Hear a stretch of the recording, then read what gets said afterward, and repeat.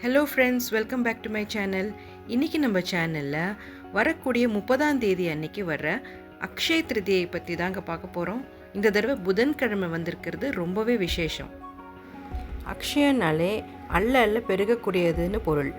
அதனால் அக்ஷய திருதியை அன்னைக்கு நீங்கள் எந்த அளவுக்கு நல்லது பண்ணுறீங்களோ அது பல மடங்கு உங்களுக்கு சேரும். அன்றைக்கி கல்லுப்பு வாங்கிடுங்க. கல்லுப்பு பார்த்திங்கன்னா மகாலட்சுமியோட ஸ்வரூபம், அதனால தான் கல்லுப்பு வாங்கணும்னு சொல்லுவாங்க. அடுத்து பார்த்திங்கன்னா மஞ்சள் வாங்குங்க. மஞ்சள் பொடி அப்படி இல்லைன்னா விரலி மஞ்சள் வாங்கிக்கலாம். அதுக்கடுத்து பார்த்திங்கன்னா தங்க வெள்ளி நகைகளை வாங்குங்க.